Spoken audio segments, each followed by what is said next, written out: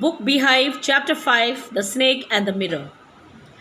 The Snake and the Mirror is written by a Keralite writer, Waikom Muhammad Bashir. This particular story is a humorous story. It is about a homeopath doctor. That how a snake, a cobra enters in his house, and how afterwards it looks into the mirror and he forgets to do anything. The snake is fascinated by the mirror, it looks into the mirror, and then finally it leaves the doctor's room, and then doctor also runs away because he's very very afraid. It's a very humorous and a very short story, very beautiful story. Do you like to look at yourself in the mirror? Of course, everybody likes.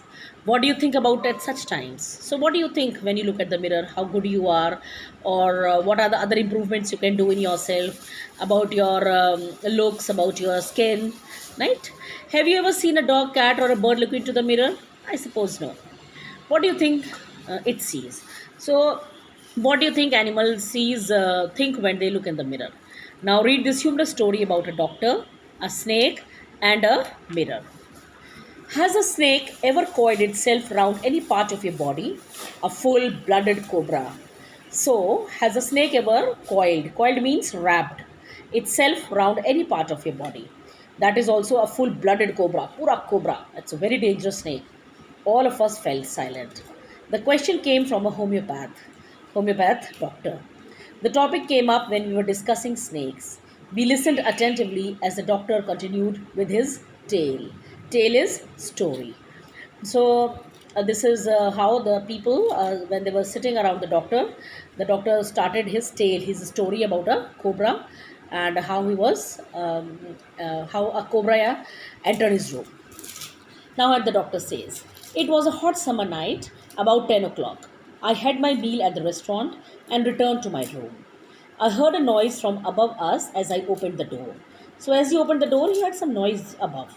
The sound was a familiar one. Familiar means jaan pehchan wali, right? Known.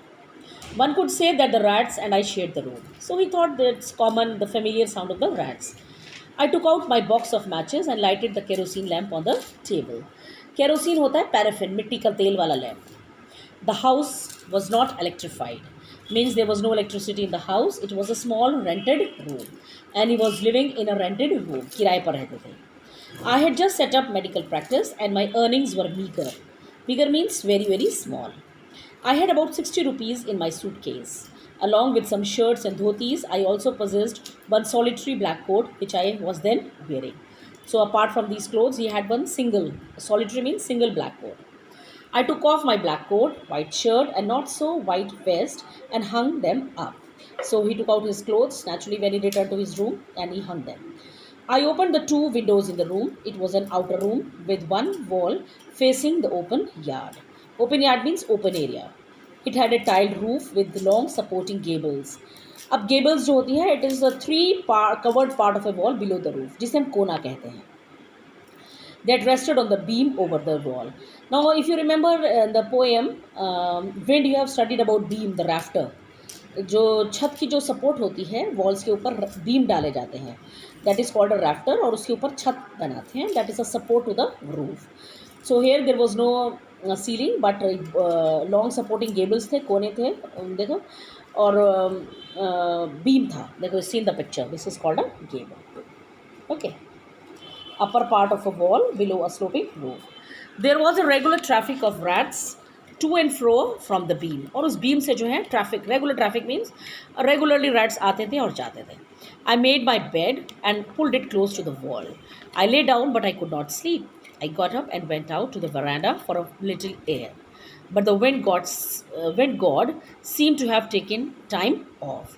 Then the doctor, he went out just on the veranda because he wanted some air, and because he thought कि शायद wind God ने उस दिन have taken time of, शायद wind हो जाए उस दिन, मिल जाए उन्हें, हवा लग जाए.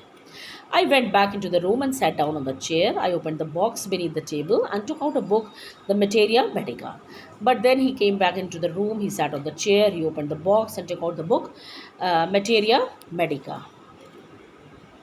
I opened it at the table on which stood the lamp and a large mirror. A small comb lay beside the mirror. So he opened that book on the table. Beside it, it was a lamp, kerosene lamp, of course, a large mirror, बहुत सारा बड़ा शीशा था, and a small coke.